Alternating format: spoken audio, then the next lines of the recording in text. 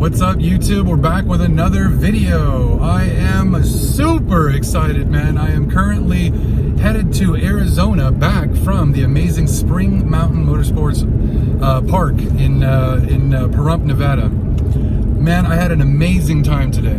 Now, the purpose of this video is not just to say how much fun it was basically there, but I wanted to get into today, you guys, the comparison between the ZL1 1LE and the standard ZL1, both of them 10-speed on the track. What are the differences? So I've done now about 4 track days with my 1LE, and I did 16 track days with the 10-speed non-1LE. So I feel like now I've kind of gotten a good feel of them. Especially now, is that this time at Spring Mountain, I had an opportunity to actually track the car when with literally fresh tires, full track alignment, you know, full track spec from GM. I have to say, number one, I am amazed, and it sounds cliche. I am blown away at the balance of the 1LE, at the limit, or what I think is the limit, basically. And there's no understeer at the limit. There's no oversteer even at the limit, unless you want to induce some, maybe with the throttle, which is very, very impressive. It's staggering. It's staggering, the amount of grip, and then when you mix that with that ultimate combination of that LT4 power, that 650 horsepower and 650 pound-feet of torque, mixed with the 10R90 10-speed transmission, the car pulls like nothing. Seriously, like nothing. I could literally reel in, you know, the GT3s. Excuse me, there, you guys. GT3s, you know, your Z06 Corvettes, Grand Sport Corvettes, Boss 302 track car, Audi R8s.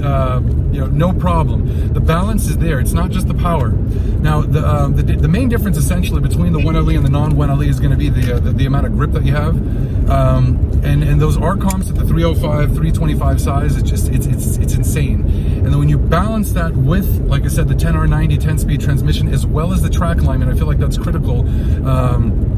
I don't know if a lot of owners are actually bothering to do that, but it makes a massive difference, you guys. Chevrolet did not recommend that for nothing. I was actually at the track event today at Spring Mountain with another very cool owner of a black ZL1 1LE, and I noticed when he was on grid in front of me that his tires were still kind of sticking out beyond the body of the car, which tells me he doesn't have the track alignment. He also had the Michelin Pilot Sport 4s, which are amazing tires. I think it's actually the ultimate street tire, but in my opinion, like, humbly, it's not a track tire. But I mean, just generally, I strongly recommend you guys, if you're owners out there and you have not tried the track alignment, you need to do it. Even if you don't have the 1LE, even if you have the standard ZL1, it makes a huge difference. The turn-in, it's eye-opening. So the 1LE compared to the ZL1, I mean, we have the added grip, the total balance. I feel like that's the main part. So again, no oversteer, no understeer. The grip at the limit is prodigious, basically. What I do like, basically, is that the car inspires the driver. It sounds cliche again, but it really, really does. It inspires you to push harder and harder and harder. And what just is staggering is that there's never any understeer, which I was almost used to with my non-1LE. Eye-opening, absolutely eye-opening. Now, in terms of the track performance, are there any places where the non-1LE would actually outdo the ZL1 1LE? And shockingly, you guys, there is. I live in Arizona, you guys, but I do a lot of my track time in California, and I do enjoy Auto Club Speedway. For those who don't know or familiar with Auto Club Speedway, it has a very, very high-speed section called the Playground, where the drivers can usually get up to 160, 170. I saw somebody post a video actually this week of a McLaren 675 LT that reached over 180 miles an hour on the straight. So yeah, that long.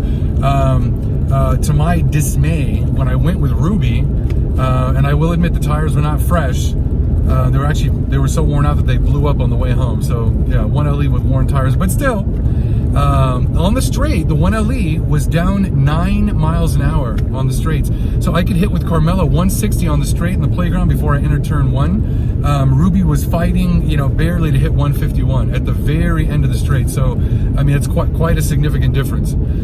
So yeah, in terms of aero, I mean, you have to admit though, I mean, with this huge wing on the back, you guys, and we've got these 2 considerable canards in the front, extra, you know, large front lip, you're gonna create significantly more downforce. If the rear of the car puts 300 pounds of downforce at 150 miles an hour, I'm assuming that the front is balanced with approximately the same. So, I mean, that much extra downforce is going to slow you down, especially once you get over 130, maybe 135. You're going to feel, you know, some of that kind of pull back with the aero. Effectively, that big wing on the back, it's like basically driving around with a small parachute on the back of the car. But just super excited to share with you guys the difference between the two platforms, or just kind of basically to kind of just dive into exactly what the 1LE package does. And my God, man, talk about balance. Now, in terms of the two cars, I mean, on the street, yeah, I mean, I have to admit now, you guys, the standard ZL1 is a better daily driver. The standard, the ZL1, it's got the magnetic ride, you've got the touring mode, so you get the nice floaty feel in the back. You have, you know, rubber mounts in the suspension, so, you know, you don't have the NVH issues like the knocking and the, you know, loud stuff like that. Anytime you go over any transitions or any kind of even repaired sections of the roads, you're going to feel and hear everything, basically. But what reminds you of the benefit of the 1LE is just doing track time. You do extra track days, and you're like, oh, that's why I bought this car. Oh, that's why this car rides like shit. It translates, man. You drive the thing on track, and I cannot believe it. Mile after mile, lap after lap, the car doesn't overheat. It doesn't start to oversteer. It doesn't start to understeer. I don't feel like the tires get greasy. The Goodyear Supercar 3Rs, I mean, they are dialed in for this big, heavy car. And yeah, it's got massive 325 width tires. I mean, it's insane, basically, but still, it works. Yeah, and they do have to kind of throw in the super high damping rates and the super high spring rates just to kind of deal with the weight of the car, and for that you pay for that in ride quality. So I'm sure a GT3, you know, let's say non-RS, will ride nicer than a 1LE on the street, basically, but it's because it has less weight. You don't need to carry the kind of spring rates that this thing has, so it's considerable. What a difference! What a difference! And definitely when you track at the limit with R comps, you realize, yeah, these R comps are track tires, man. They don't get greasy. They don't start to slide around. They don't let go after about 6-7 laps. What a satisfying feeling, man. I've never driven a car, and I know this is my car, but I've never driven a car on track before at the limit that was completely balanced. I mean, completely balanced. Unless you make an error, you're not gonna oversteer, you're not gonna understeer. And I felt like there was so much front end grip that even when I made an error, like I go into a section too hot, and you're entering a turn, the car just turns in.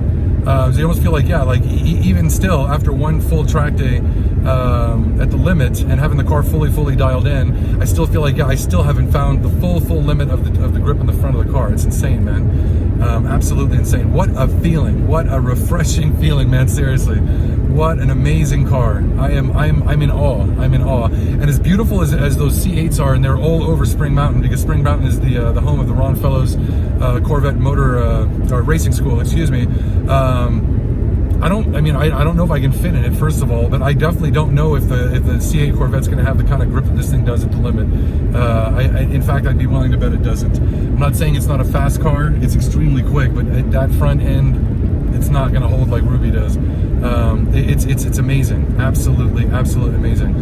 What a cool experience to have a track day at the Ron Fellows Corvette Racing School, and to be so lucky to run with a group that was set up what they call an open session track day. So there was no limits to how much tracking we would want to do. I literally would just drive on track until I would pass everybody and then just run out of gas, or you know what I mean? The car is literally under a quarter.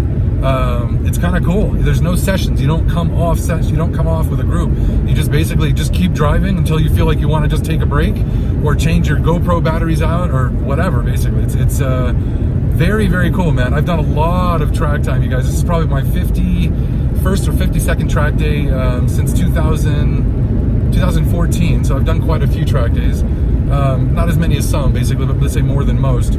But I've never run an open session, and to be honest, I feel like I'm going to run with this track group from now on, just because they do this open session style event. That's really cool, man. Everybody's an advanced driver, and they just basically say, yeah, just, you know, you guys know the rules, you guys know the passing rules, go out and enjoy yourselves, just don't do anything stupid. You know, and they'll be watching. They've got corner workers, and, you know, if the car feels like it needs a break, or you feel like you need a break, or you just, whatever, or the car needs gas, you can just pull off. It's actually really cool, and it makes it so you can get your track time in a shorter amount of time. So I mean, we started this morning, I think at 8 o'clock or 8:30, and you know, by noon, 12:30, I'm already headed back to Arizona. So I got a good 4 sessions in. You know, the tires are totally torn up. I don't know if you can tell in the beginning of the video, there's a little bit of shaking in the camera. So those tires are good and beaten up basically here. But yeah, open sessions, man, they rock. You can get a full day of track day in and half day. And if you track out of state, it makes it much easier to get home. Super, super cool, man. Anyways, hope you guys enjoyed the video. Thank you for watching. If you guys liked the video, make sure to subscribe and hit that like button. I'll catch you guys on the next one. I hope you guys enjoyed. You take care.